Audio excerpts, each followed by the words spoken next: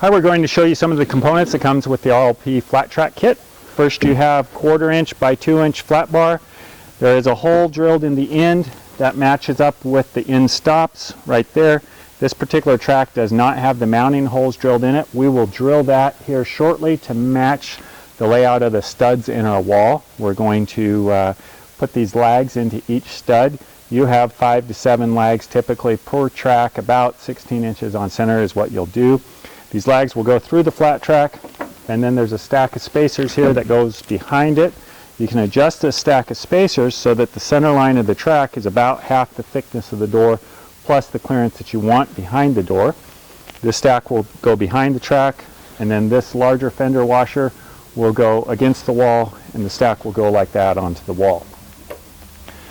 You also have the door hanger bolts that goes with the hangers. You get a pair of hangers and 4 bolts. The bolts are a 1/2 inch longer than the thickness of the door.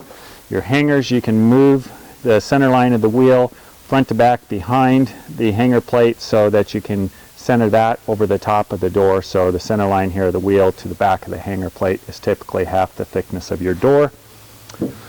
We have a single floor guide with the kit always. That can go into a kerf or a slot in the bottom of the door. You don't want to cut a kerf into the bottom of your door. Like in this case, we have a steel wrap around the door. We might put 2 floor guides down, one in the front, one in the back of the door. We have a pair of setup blocks here. The narrow one determines the distance from the edge of the door to the edge of the hanger, like that. The tall one, the wider one, determines the distance from the top of the door to the bottom of the wheel. These distances are critical, and it's very important that you read the instructions and pay attention to that. The hangers can be moved left to right on the door to determine if you want the edge of the door to go past the end of the track or to stop short. If you follow our default distances, the edge of the door will be the end of the track, because this smaller setup block is the exact diameter of your end stop. Let's get started with mounting these hangers to the door. In our particular case, one thing that we're going to do a little bit different is our track length is 7 feet, but our door is just a touch wider than 42 inches. So we actually want the edge of the door to go past the opening just a little bit. And so in order to do that, we are going to move the hanger further from the edge of the door than this block. So normally you would have this block here. We're going to move it like this, just a hair, like 1/8 of an inch when we do our setup. To do your setup and drill your holes to mount your hanger plate to the door, you would put this taller block below the bottom of the wheel, the narrow block to the edge of the door, and then you'll clamp it down and you'll drill right through these holes.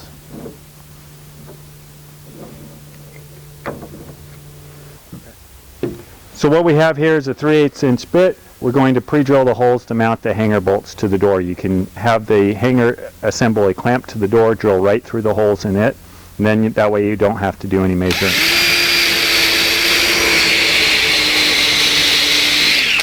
Make sure when you drill this that you drill straight up and down, that your drill bit's real plumb, and before you start drilling, make sure the edge of your hanger is parallel to the edge of your door, otherwise it will look crooked on there.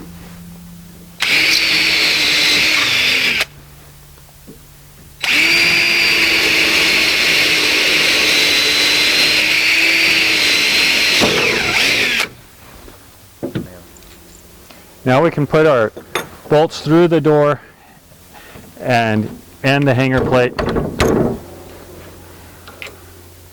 Usually there's a washer front and back. If you have clearance problems in the back and want to do it, you could countersink your bolts, cut them off, use a little shorter bolt, something like that.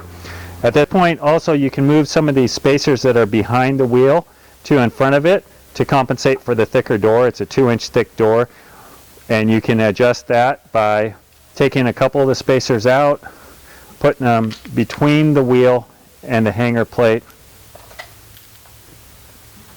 and then retighten it back up. Make sure that's right. And then you can measure here the distance from the back of the hanger plate to the center of the wheel. In this case, for a 2-inch door, we want it to be 1 inch.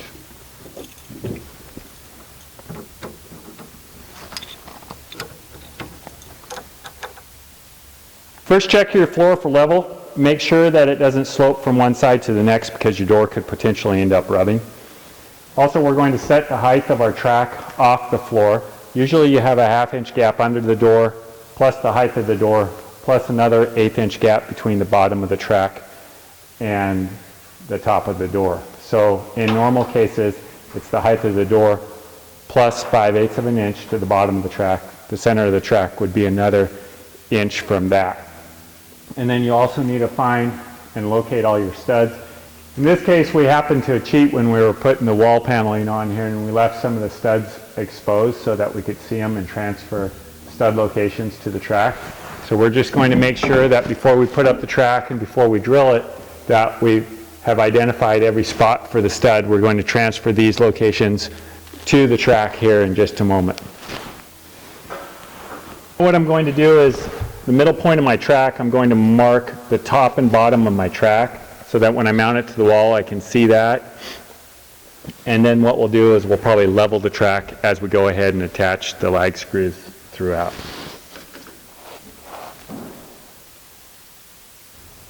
Now we've transferred our points on the wall that are our stud locations to the track.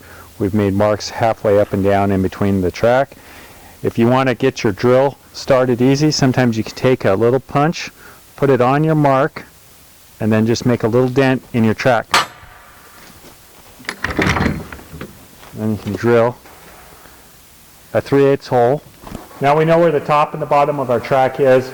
The hole's going to be in the center. We're going to pre-drill this center hole to make it easier for us to put the track up. And I'm just going to make a mark where I know the center of the track is and where that hole's going to be. We'll pre-drill it. We'll mount the middle hole first on the track, get the track up there, and probably just use the other holes in the track as guides to pre-drill the rest of them as we level the track. The bolts stick out of the back of the door that attach the hangers to the door about 1/4 to 5/16. So if you consider that you have the thickness of the track to work with a little bit, you make your stack of spacers be about half the thickness of the door plus 1/4 inch, and you should be good if your wall is flat and straight. The neat thing about this stack of spacers is you can adjust them, add or subtract one if your wall isn't straight to straighten your track. Lots of times there's a curve in the wall, so you can make one stack thicker than another. So we'll put in our middle one first, put the lag screw in there.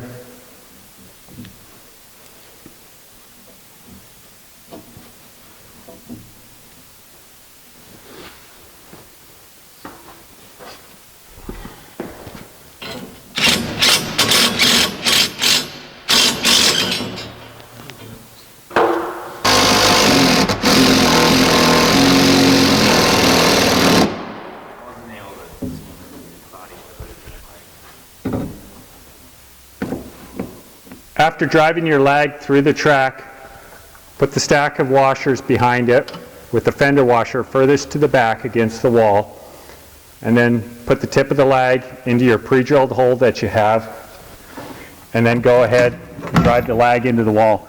Make sure that you're still staying level.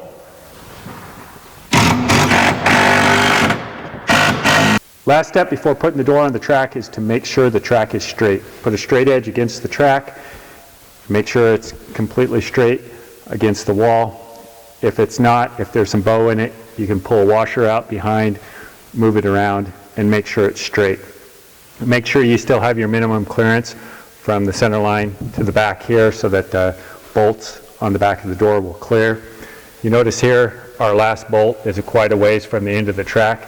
You need to be careful for that. I would rather it not be too much more than 6 inches, otherwise the end here isn't securely mounted and it can get a little wobbly.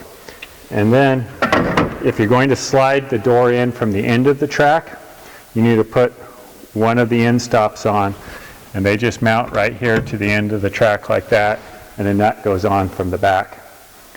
If you don't have room on each side of the track or one end of the track to mount the door and slide it on, you can take the hangers off the front of the door, prop the door up underneath the track, and then reattach the hangers to the face of the door. Okay, our door's hung, sliding well. Just one last little note of a pro tip that we forgot to mention earlier.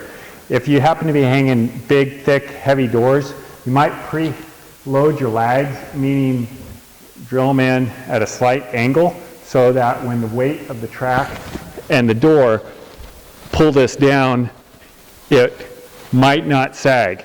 Right now you can tell this is plenty strong. It's holding up 400 pounds. But either way, if you put a 400-pound door on it, over time it might sag a little bit. And also, when you're doing the math from the door to the bottom of the track and so forth, don't cut yourself too close, because what tends to happen is the math doesn't work, and sometimes your tolerances get tighter than you think. So you might want to err on the side of mounting the track just an 1/8 inch, 1/4 inch higher than you think you need if you're trying to get the door really close to the floor. That's why we recommend that 1/2 inch gap off the floor, because it gives you room to be wrong. If you're wrong by 1/4 inch or something moves, then you're not having to trim the door or grind on the floor or take everything off and put it back up. So you can tell that these ball bearing wheels roll really nice. And if you mount the wheel the right distance from the top of the door and it hits into this track, it's not going to jump off. You don't need anti-jump blocks. They don't come off. We do offer, it doesn't come standard, but we have a stop that can be added in addition to this to reinforce this if you happen to be putting a super heavy door on it and you're worried about it jumping off there. But right now these rubber bumpers are nice and quiet and they work great. So thanks for watching, good luck, and check out more here at reclaimlumberproducts.com.